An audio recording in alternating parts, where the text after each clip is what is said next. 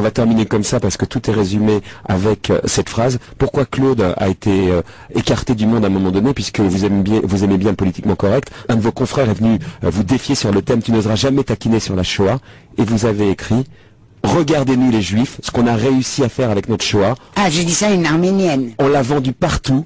On est couvert d'argent, on est vraiment plus fort que vous. Oui, j'ai dit ça parce que c'était un Séglin arménien.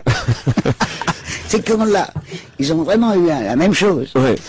Et tout ce qu'ils trouvent à faire, c'est s'asseoir par terre dans la rue. C'était donc Claude Sarraute. Claude, on peut vous dire qu'on vous aime avec Julie pour terminer? Oh oui, Oh bah ouais, c'est moi elle aussi. est tellement attachante, je l'adore.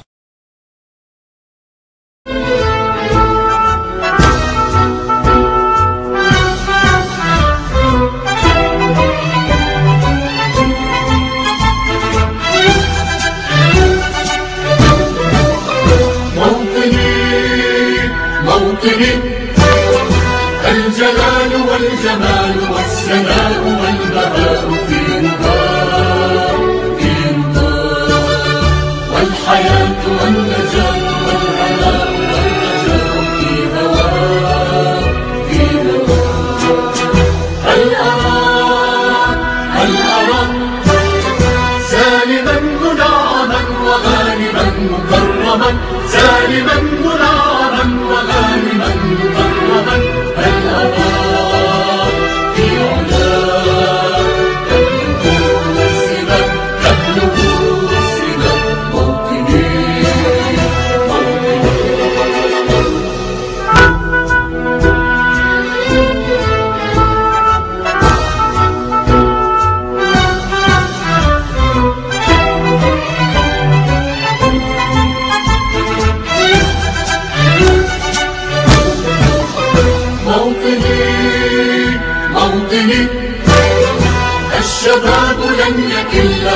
Pourquoi?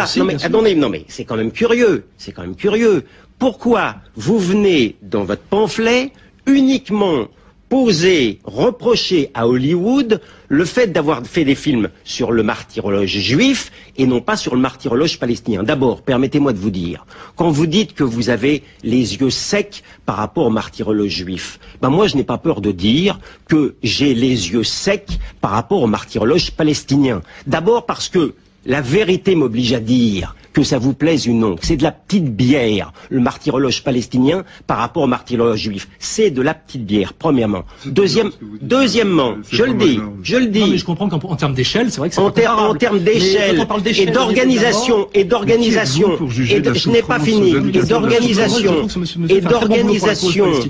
et d'organisation industrielle de la mise à mort des gens, c'est de la petite bière. Goldnadel persiste et signe.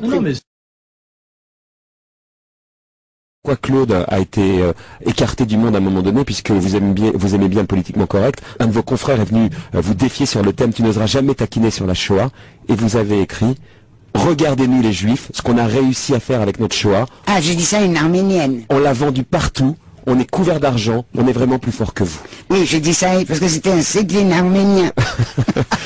C'est comme là. Ils ont vraiment eu la même chose. Ouais. Et tout ce qu'ils trouvent à faire, c'est s'asseoir par terre dans la rue. C'était donc Claude Sarraute. Claude, on peut vous dire qu'on vous aime avec Julie pour terminer? Oh oui, Oh bah ouais, c'est moi elle aussi. est tellement attachante, je l'adore. Après l'affaire Guerlain, ça fait beaucoup dans le milieu de la mode et du luxe. Pourquoi dans ce milieu il se passe des choses comme ça? Antisémite, pas Oui. raciste, antisémite. Hein, donc c'est encore plus grave. L'affaire Guerlain, c'est les péripéties de la vieille bourgeoisie française. C'est pas très reluisant. Galliano, c'est la déchéance d'un homme, quoi. C'est à la fois une descente aux enfers de quelqu'un qui avait été qui a rénové la marque Dior et qui avait un talent exceptionnel et un talent un peu déjanté. Et là, il est d'une certaine manière allé au bout de son côté déjanté. C'est un peu triste. Antisémite ou raciste, hein, ça se ressemble malheureusement. Enfin, c'est Demain, donc, plus grave d'une certaine Amnesty International place la France sous vigilance islamophobe. L'organisation publie un rapport sur les discriminations en Europe.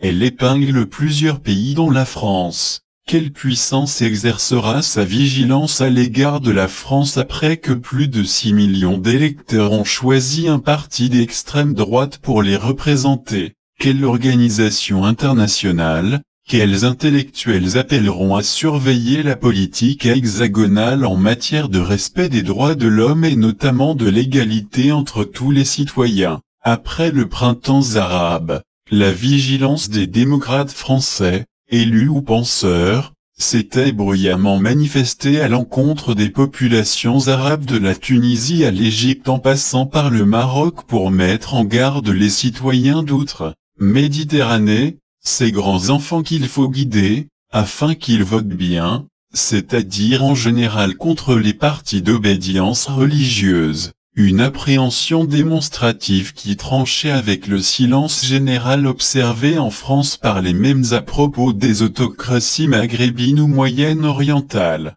Nicolas Sarkozy ou encore Alain Juppé, son ministre des Affaires étrangères, avait même souligné la conditionnalité des aides économiques promises à la Tunisie au respect des droits de l'homme par le parti victorieux aux élections. Alors que je défends la laïcité et la séparation de l'Église avec l'État, on ne peut que constater des analyses à géométrie variable. La situation en France est alarmante, si l'on en croit le dernier rapport d'Amnesty International Choix et préjugés, discrimination contre les musulmans en Europe, qui paraît aujourd'hui, en 2011. 298 actes islamophobes ont été perpétrés dans notre pays dont 262 contre des individus. Le reste sont des profanations ou des dégradations de mosquées. Sur les actes contre des individus, 84% prennent des femmes pour cible. Quelle autorité exprimera sa vigilance alors que plus de 6 millions d'électeurs ont choisi l'islamophobie et le rejet de l'autre comme projet politique? Au contraire de la vigilance des pouvoirs publics, le rapport d'Amnesty pointe les incohérences et les dérives du gouvernement depuis le démantèlement de la HALD, haute autorité de lutte contre les discriminations et pour l'égalité. Le rapport met également en garde contre une application de règlements discriminants à l'égard des musulmans dans le cadre de l'entreprise. La campagne électorale qui s'achève a principalement été axée autour de questions stigmatisantes pour les musulmans, polémiques dues à la HAL, immigration, instrumentalisation des tueries de Toulouse et Montauban, et c'est Marine Le Pen qui en a récupéré les dividendes. Ces 15 prochains jours risquent encore d'être alimentés par ces peurs. La plus grande victoire de l'extrême droite, ce n'est pas son score, c'est la pénétration de ses idées destructrices pour l'unité nationale au sein des partis de gouvernement, qui peut aujourd'hui incarner une unité nationale qui ne se fasse pas dans la stigmatisation non seulement des musulmans mais aussi des plus faibles d'entre nous, au risque que la République perde son âme.